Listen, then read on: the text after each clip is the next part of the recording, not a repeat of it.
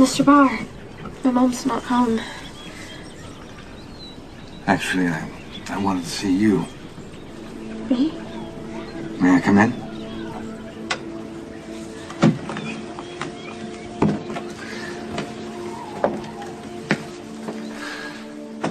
The way I behaved at the hospital, things I said, that wasn't me. I'm sorry. It's okay. I understand you were grieving for Kiefer. Well, that's not an excuse for treating you so disrespectfully. Kiefer would have been ashamed of me. He loved you very much. I hope you know that. I loved him too. And that's why I'm here. Mrs. Bauer and I have been going through Kiefer's affairs, and, well, it's not an easy task. I can't even imagine. Anyway, we came across this. It's his journal. And he wrote quite a bit about you in here. I thought that you might like to have it.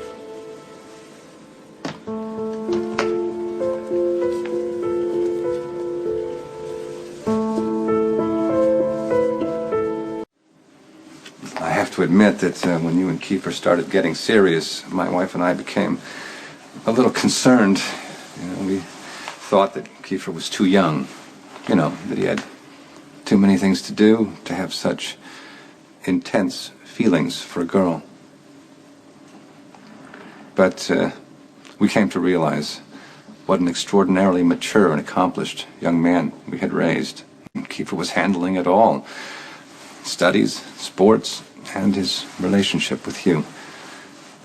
But you broke his heart when you started taking up with Ethan Lovett, the man who beat you.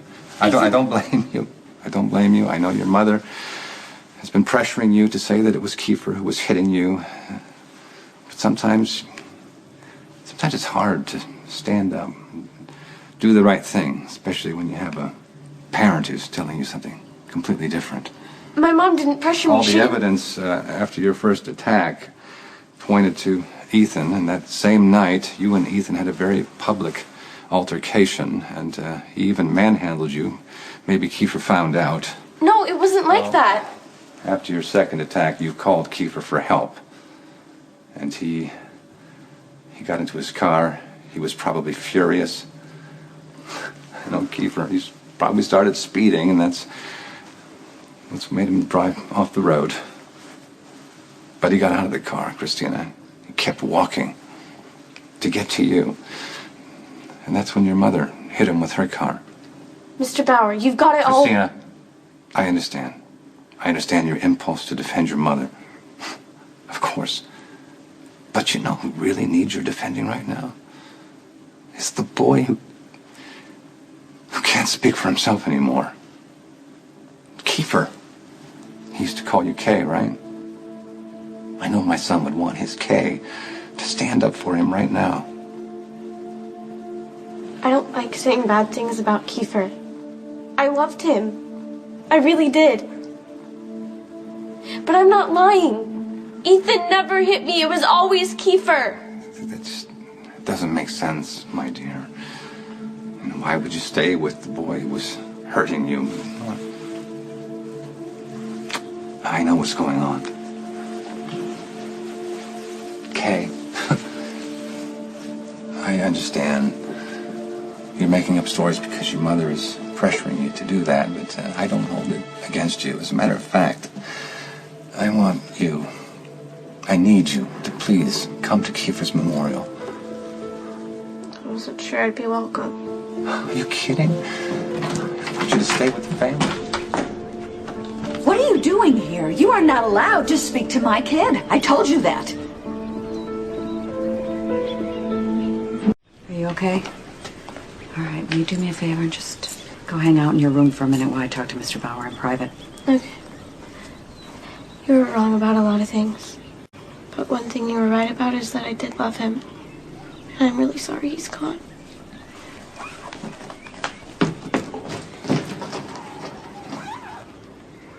I understand that you're grief-stricken. And my heart does go out to you and your wife, but that does not give you the right to walk into the house of a fragile and a traumatized young woman and abuse her some more. Your daughter is a pathological liar, and you're nothing more than a child killer. You make quite a nice little matched set. My son is dead because your daughter lied and then you ran him down with your car. And if you think that you're just gonna walk away from this without consequence, well, that's not gonna happen. I can promise you that.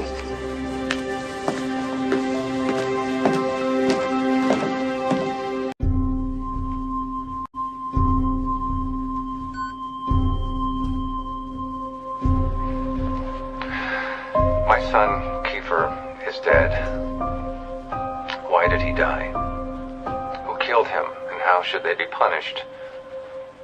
On the night of April 5th, Ethan Lovett arrived at the Davis residence and attacked Christina Davis. At some point, Christina had called my son Kiefer to ask for help.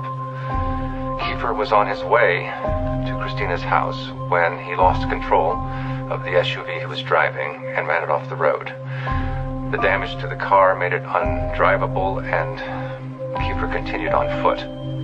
Meanwhile, Alexis Davis arrived home to find that her daughter had been beaten, and according to her statement, she then helped Christina into her car and made her way towards the hospital. She saw Kiefer on the road. Checking in, Ronnie. Call me as soon as you have Michael in custody. Mr. Bauer, how can I help you? Well, you can start by explaining to me why you are protecting my son's killer.